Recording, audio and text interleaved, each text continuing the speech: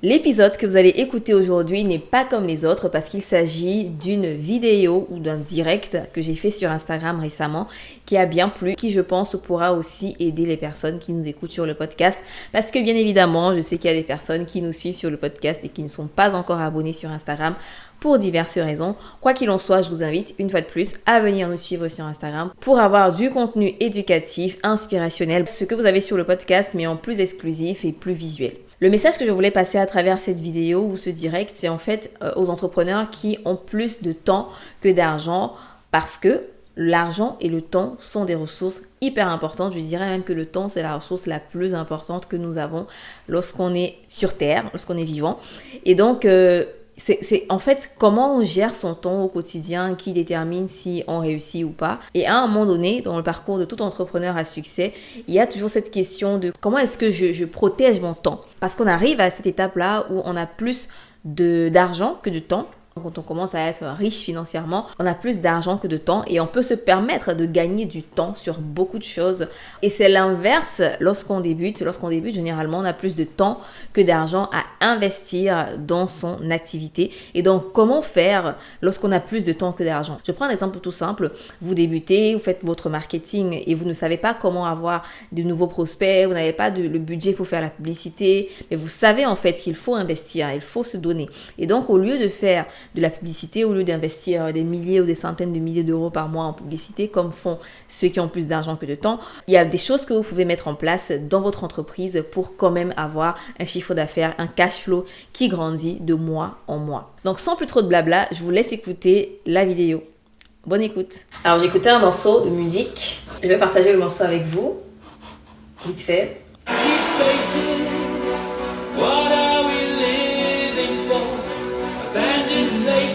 Alors, je mets juste un petit extrait parce que je veux pas qu'il y ait des problèmes de droit d'auteur et tout.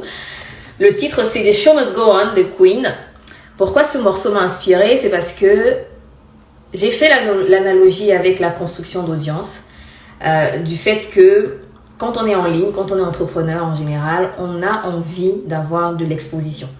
Parfois, on est tellement focus sur l'exposition que en fait on oublie le plus important qui est le service. Servir nos clients, avoir de la qualité, avoir un niveau d'excellence dans ce qu'on propose aux gens. Et à force de vouloir trop d'exposition, on peut arriver au point où on néglige justement tous ces autres aspects qui sont très importants pourtant. En fait, the show must go on, c'est un peu comme si, imaginez, vous êtes en train d'aller à un concert, c'est vous l'artiste qui allez chanter durant le concert, vous avez prévu de faire une magnifique prestation, mais vous n'êtes pas très entraîné, c'est votre première fois, votre tout premier concert, et vous arrivez au lieu, on vous attend impatiemment, la foule est déchaînée, les gens ont hâte de vous entendre chanter, vous montez sur la scène, les rideaux s'ouvrent, les projecteurs se braquent sur vous. Vous êtes la star et il est temps pour vous de chanter. À ce moment-là, prenez une grande inspiration, mettez le micro et vous mettez à chanter. Dès les premières notes que vous sortez de votre bouche, la foule applaudit. Wow, c'est génial, elle chante trop bien. Et quelques secondes plus tard, fausse note. Fausse note, parce que justement, vous n'aviez pas bien préparé le concert, vous n'aviez pas bien répété, la voix était un peu froide. Donc, vous faites une fausse note et le public se dit, attends, elle vient de chanter mal là, c'est pas normal, qu'est-ce que j'entends? Mais, the show must go on, vous devez continuer à chanter. Parce que quand vous êtes sur scène, vous faites une prestation, même si vous faites une fausse note, on fait comme si de rien n'était, on continue. Bien qu'on fasse comme si de rien n'était, le public, par contre, ne fait pas comme si de rien n'était. Le public a remarqué. Le public sait qu'il y a un truc qui ne va pas, qu'il y a eu une fausse note. Et c'est exactement la même chose qui se passe avec un business en ligne.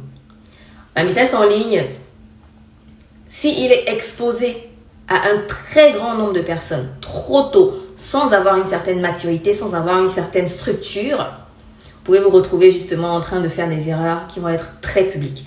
Donc la question que j'aimerais poser, c'est est-ce que si aujourd'hui on met votre business sur les feux des projecteurs, vous serez fier de l'exposer?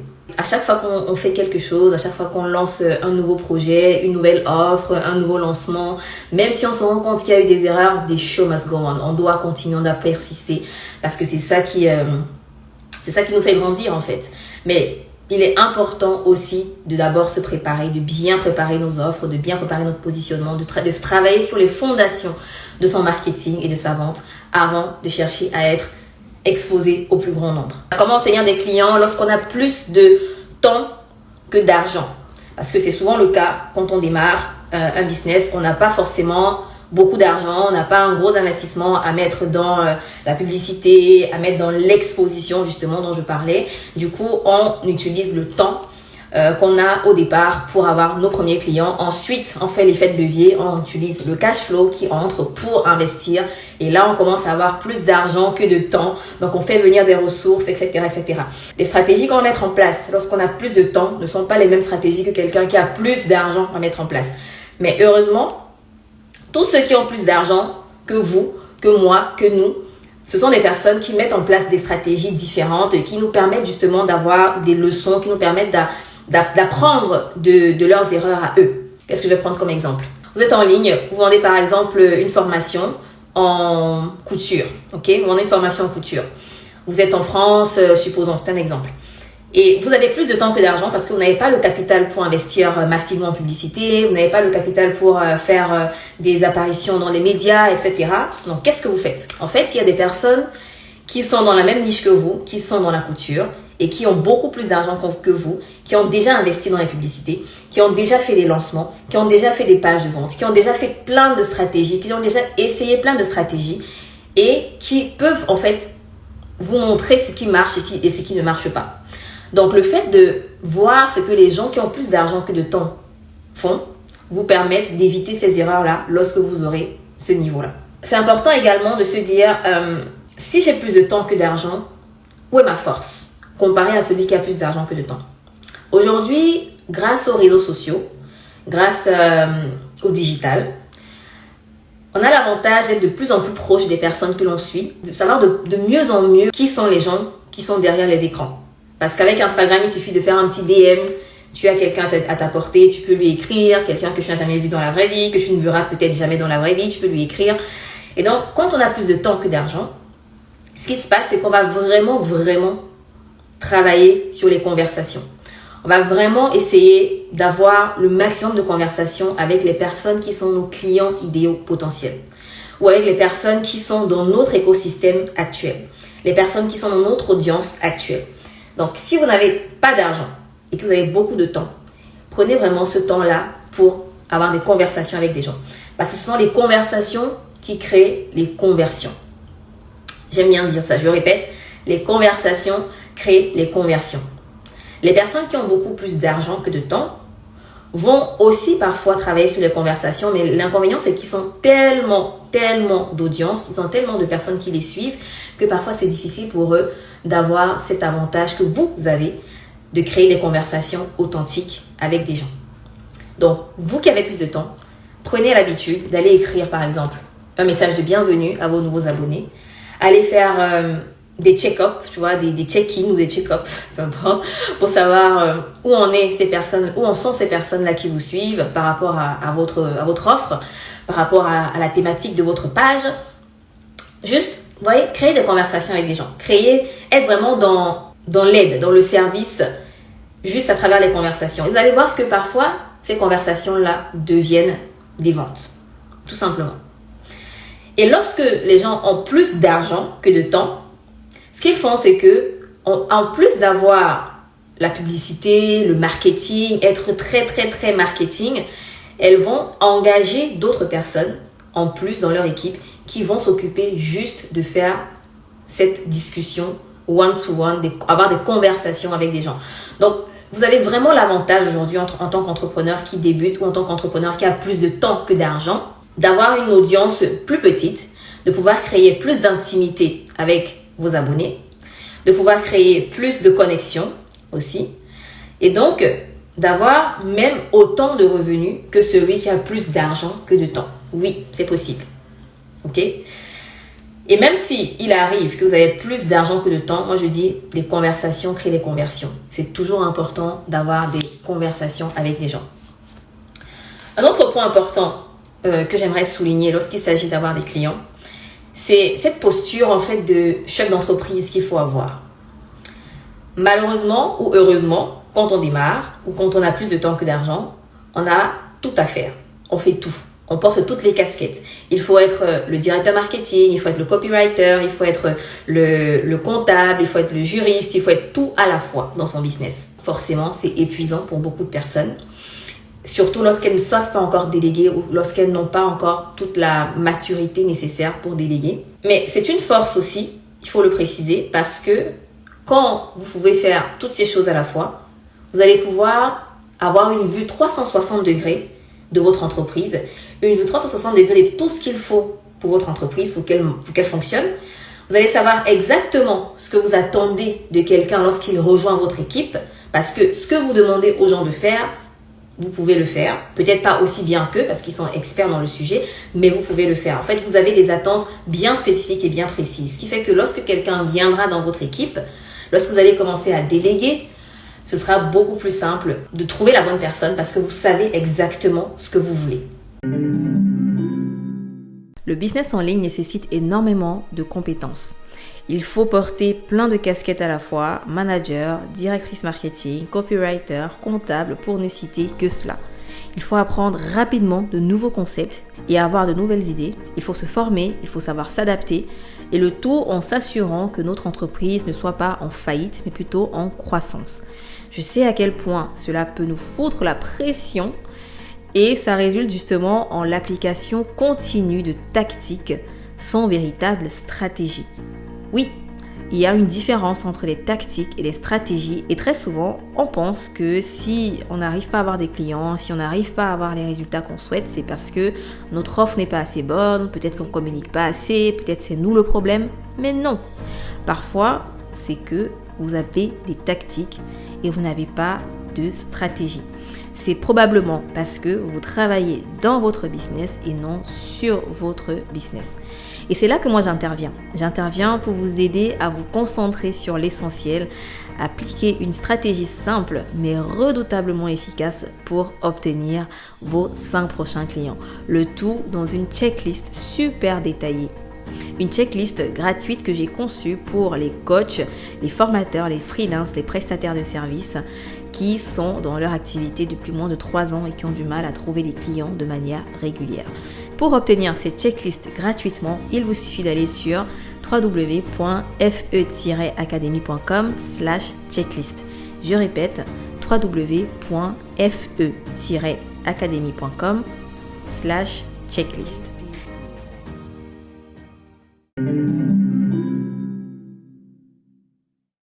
Donc, cette posture de chef d'entreprise, c'est vraiment se dire, aujourd'hui, peut-être que je fais plein de choses à la fois, mais je dois savoir en fait où est-ce que mes forces sont, où est-ce que je suis pas bonne du tout, que je dois déléguer, et quelles sont les tâches sur lesquelles je procrastine énormément, que je peux aussi déléguer éventuellement. Cette vue 360 de votre entreprise vous permettra évidemment de vous concentrer sur les choses qui apportent le plus de résultats, qui apportent le plus d'impact dans votre business. J'aime bien utiliser la matrice effort-impact. Vous voyez, c'est un cadran en fait. Si vous allez sur Google, vous tapez matrice effort-impact, vous allez voir ça. C'est un cadran avec différentes zones, 4 zones, avec les efforts et les impacts. En fait, c'est la classification. Au niveau des ordonnées, on va avoir l'impact. Au niveau des abscisses, on va avoir les efforts. Et en fait, en tant que chef d'entreprise, pas juste en tant qu'employé de sa propre entreprise, en tant que chef d'entreprise, vous devez concentrer vos efforts sur les tâches ou les activités qui nécessitent peu d'efforts, mais qui ont le plus gros impact. Ça, c'est l'idéal. Si vous arrivez vraiment à faire les tâches au quotidien, tous les jours, qui nécessitent peu d'efforts, mais qui ont le plus gros impact, ou moyennement d'efforts, mais qui ont le plus gros impact, vous allez voir qu'en fait, vous sortez des tactiques, vous sortez des petites tâches qu'on fait juste pour exécuter, juste pour avoir le sentiment qu'on a fait quelque chose, juste pour avoir le sentiment qu'on avance. Parce que il y a une différence entre être occupé et être productif. Vous le savez tous. Donc, posez-vous toujours la question, est-ce que je suis dans ma posture de chef d'entreprise? je gère mon entreprise, j'ai une vue 360 sur l'entreprise, j'avance, je me concentre sur le profit, sur l'expansion, sur l'excellence, sur le service de mes clients, ou est-ce que je suis plus dans l'exécution, l'opérationnel, je suis trop dans l'opérationnel, je suis trop dans les mains dans le cambouis. Ça, c'est vraiment important de dézoomer parfois et d'avoir cette vue globale de votre entreprise parce que vous êtes un chef d'entreprise, vous n'êtes pas que, en tout cas pour le moment, si vous avez plus de temps que d'argent, vous n'êtes pas que employé de votre entreprise. Ok?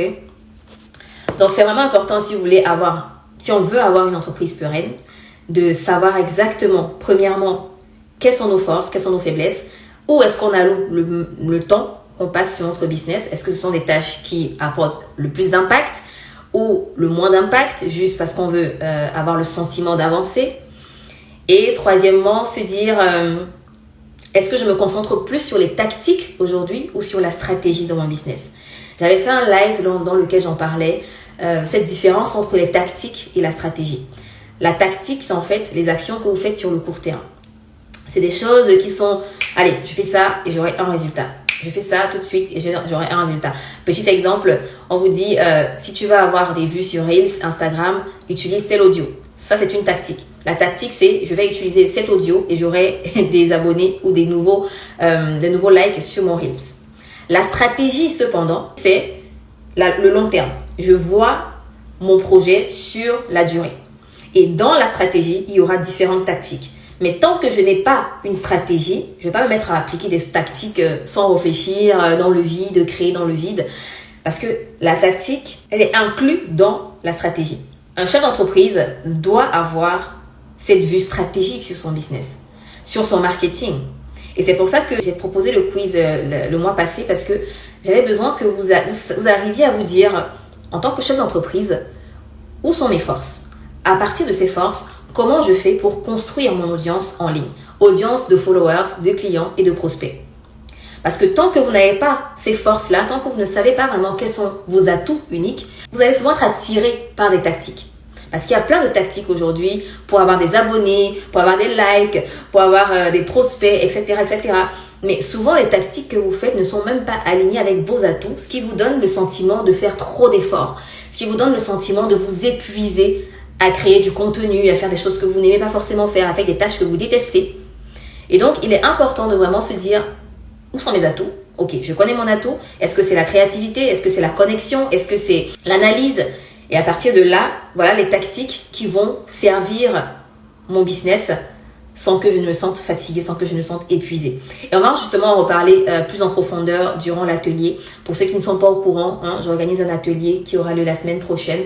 Ce petit live, c'est aussi un rappel pour ceux qui n'ont pas encore pris leur place, allez prendre votre place pour l'atelier, il est gratuit.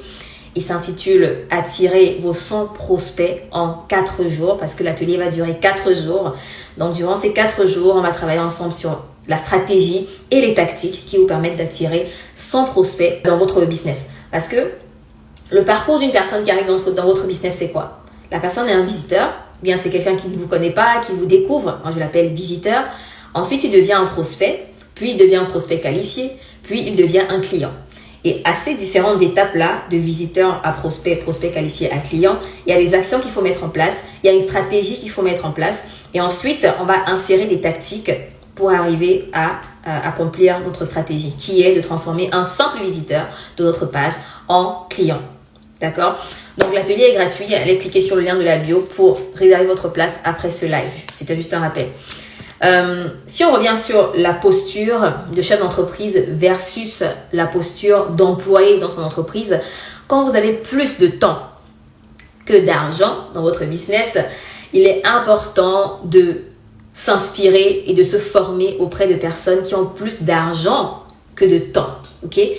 C'est très important parce que les personnes qui ont plus d'argent que de temps vont vous permettre d'apprendre des leçons qui vous permettront d'éviter les erreurs que elles ont déjà faites. Si quelqu'un a plus de temps que d'argent dans son business, ça veut dire qu'elle investit beaucoup, elle fait beaucoup d'efforts publicitaires, marketing, elle est très dans l'exposition justement dont on parlait au départ. Alors que vous avez plus de temps que d'argent. Donc vous ne pouvez pas vous permettre par exemple d'avoir un budget publicitaire énorme, d'avoir des présences sur des médias, etc. Donc qu'est-ce que vous faites? Vous allez vous former auprès de ces personnes-là.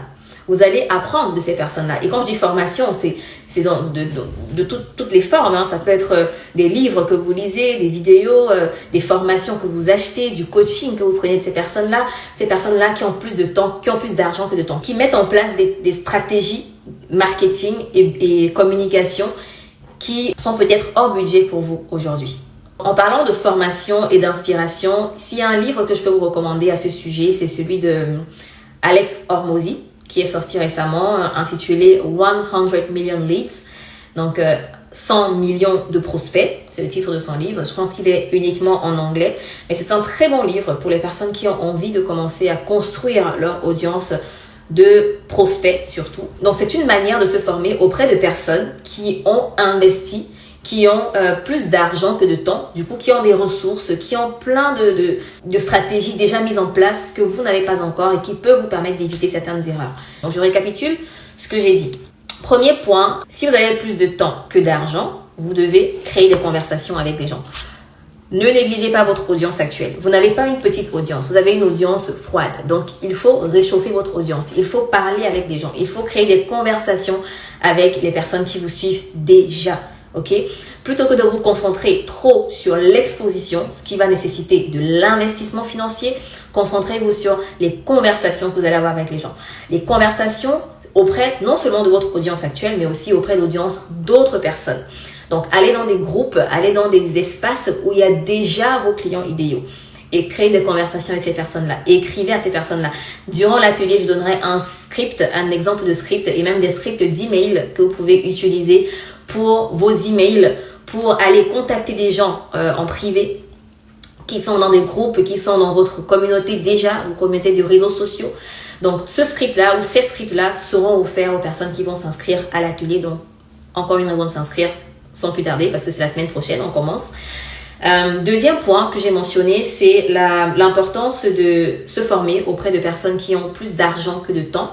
Donc, des personnes qui investissent massivement en publicité, des personnes qui ont testé plein de choses parce qu'elles ont déjà testé pour vous. Vous n'avez pas besoin d'aller retester les mêmes choses parce qu'il y a déjà des gens qui ont testé. Donc, servez-vous de ces données-là, ok? Et troisième point, il est important de savoir en fait qui vous êtes, de savoir quels sont vos atouts uniques et de vous appuyer sur ces atouts uniques-là pour appliquer les tactiques et les stratégies qui vont marcher pour vous. Parce que les tactiques et les stratégies qui marchent pour un entrepreneur lambda ne sont pas forcément celles qui vont marcher pour vous. On est différents, on a des personnalités différentes, on a des appétences différentes. Donc, si moi, par exemple, mon atout, c'est la créativité, je vais vous donner un exemple. Mon atout, c'est l'analyse. Donc, je suis très à l'aise, par exemple, à analyser des données, à aller, par exemple, faire des recherches sur Internet pour savoir qu'est-ce qui marche bien, qu'est-ce qui marche pas bien, comment optimiser, comment faire des tests, etc. Comment améliorer les conversions, etc. Ça, c'est mon langage. Je suis à l'aise avec ça. OK? Pour quelqu'un d'autre, ça va pas forcément être ça, son atout. Son atout, ça va peut-être être la créativité. Donc, elle va être très, très, très douée dans tout ce qui va être optimisation visuelle, créer vraiment ce côté waouh dans ce qu'elle fait, dans sa communication. Pour une autre personne, ça va être son atout, la connexion.